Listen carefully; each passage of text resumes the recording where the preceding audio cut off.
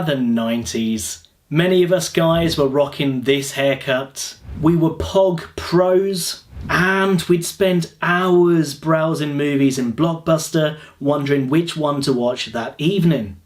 And speaking of movies, pop quiz hotshot, you are told that you can only watch action films from one decade for the rest of your life. Which decade would you choose?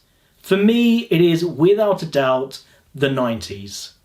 But Clarky, the 80s gave us some iconic action stars. Yes, I know, it gave us three legends.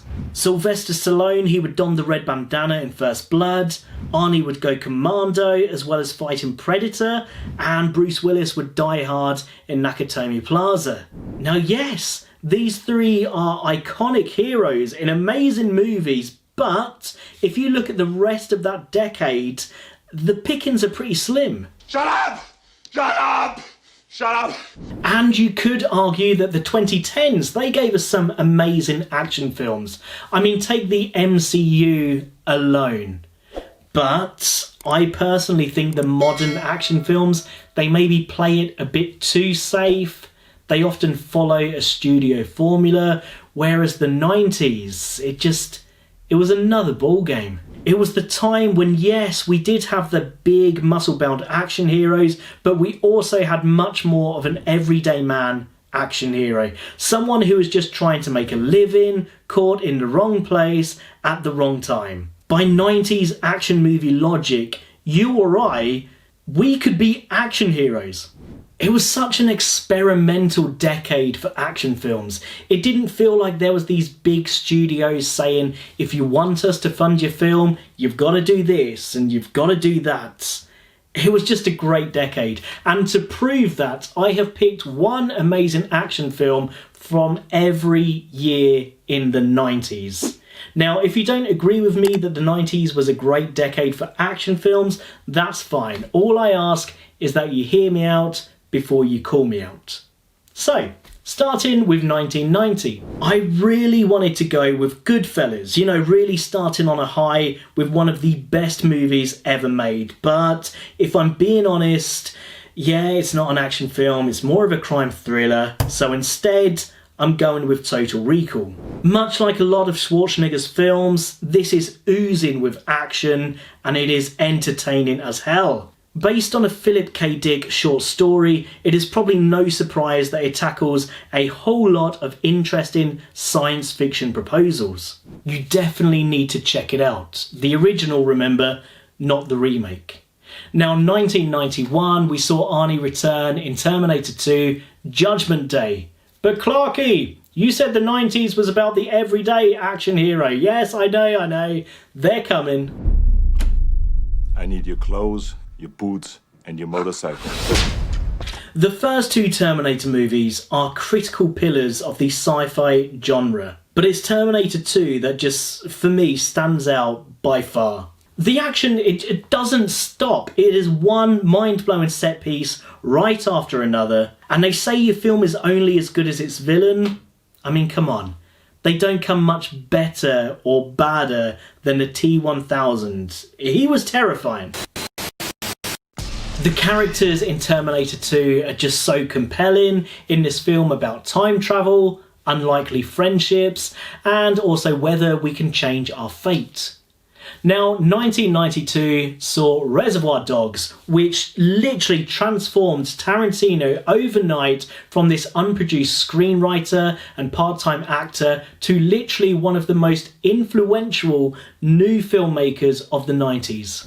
The story cuts between before and after a botched jewelry store robbery. To not give away personal information about themselves to their fellow criminals, the characters go by names such as Mr. White, Mr. Pink, Mr. Orange, etc. I mean, come on, how freaking cool are those names? Yeah, that's easy for you to say. You're Mr. White. You have a cool sounding name. Now, it's during the robbery that these thieves, they're surprised by a sudden arrival of the police, and suddenly there's this paranoia that one of the criminals could actually be an undercover cop. You're acting like a first-year fucking thief. I'm acting like a professional. Is there a rat? You'll have to watch the film to find out. It is stylish as hell. I so recommend it. Now, 1993, I almost went with Jurassic Park. It's one of my favourite films, but I'm not going to talk about that because I did so in a 25th anniversary video. Went into great detail about why I love that film so much, and I'm going to put a link to that video in the description below. Instead, I'm going to talk about The Fugitive. Hands up! Over the head! Turn around!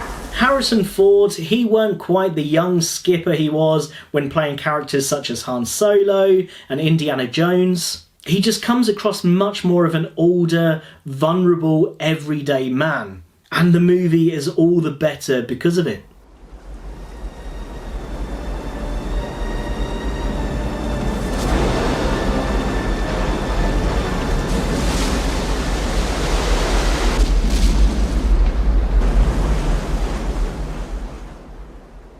Another everyday, just normal guy / action star comes courtesy of Keanu Reeves in 1994's Speed. Now, some of the best action films out there just have a really simple concept. You know, a film where you can just switch off your brain, go with it, a popcorn flick. And this is definitely one of them. It sees Keanu and Sandra Bullock trapped on an LA bus that is going to explode if it goes below 50 miles per hour. It's as simple as that, and it's great. Pop quiz, hotshot. There's a bomb on the bus. Once the bus goes 50 miles an hour, the bomb is armed. If it drops below 50, it blows up. What do you do? What do you do? Hang on a sec. I've been to LA. I've seen their traffic. It's quite rare you will see vehicles going beyond 10 miles an hour, let alone 50 miles an hour for so long. But let's ignore that little fact because this film is badass, as is the next film, Bad Boys. This was a breakout hit for Will Smith, Martin Lawrence, and first-time movie director Michael Bay. Talk about making an entrance. Bad boys, what you gonna do? What you gonna do when they come for you? Believe it or not, Michael Bay was really unhappy with the final product. He really needn't be. It was a smash hit.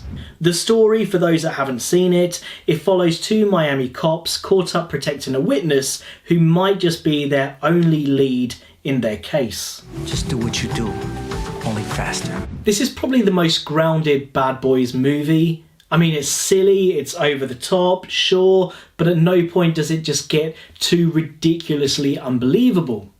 And the whole buddy cop concept, that has been done so many times, but this is probably one of my favourites. The chemistry between Lawrence and Smith is just spot on. Moving on to 1996, that's right, it didn't take long before we had another Michael Bay movie. The Rock is yet another solid entry in Bay's career. It's an expertly crafted action thriller that makes the most of the unusual but satisfying pairing of Nicolas Cage and Sean Connery. You have a very serious problem. Who is this? A battery of VX gas rockets is presently deployed to deliver a highly lethal strike on the population of the San Francisco Bay Area. I want to know who I'm talking to. This is Brigadier General Francis X. Hummel, United States Marine Corps, from Alcatraz. Out. I want his face off.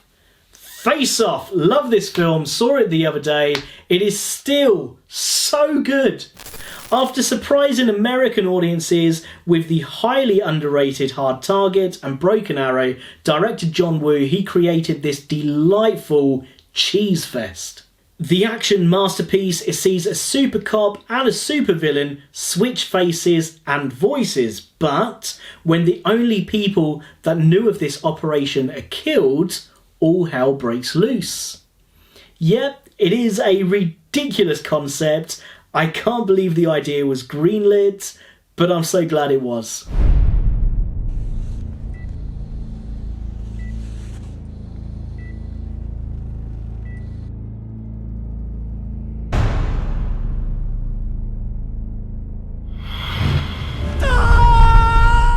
Do you know what? Thinking about it, this was probably the start of Nicolas Cage's long list of over-the-top, cartoonish performances. Going to detain a blighter for enjoying his whiskey? A, B, C, D, E, F.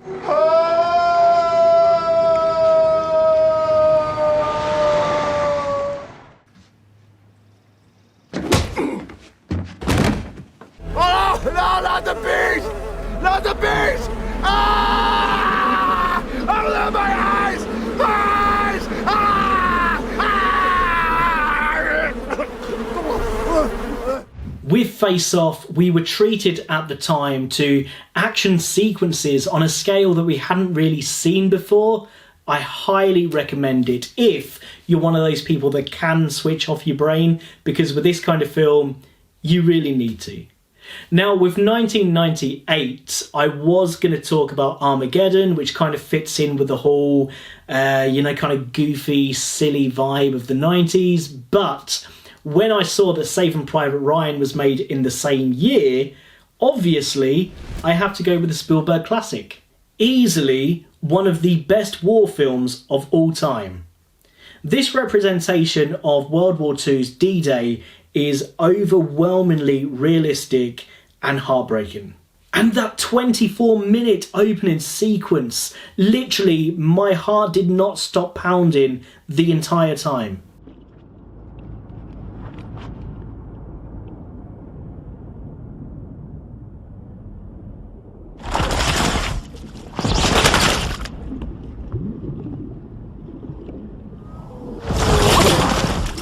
In 1999, The Matrix, that became an unexpected worldwide phenomenon, and with its groundbreaking technology as well, it really paved the way for future action films.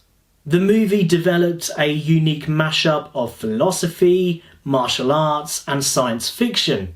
Seriously, at the time, it was a revelation. And watching it recently as well, I can confirm it has aged so well. Unlike the sequels, but let's not talk about them.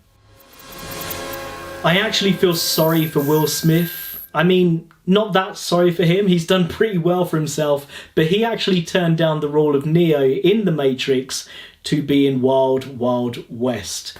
Turned down one of the best films of the year for one of the worst films of the year. But anyway, overall, the 80s was a really good decade for action films, but I just felt that the 90s, it kind of expanded on the great work the 80s had done, whilst introducing these really silly, cheesy, but brilliant storylines. For me, I just think the 90s was the best decade for action films.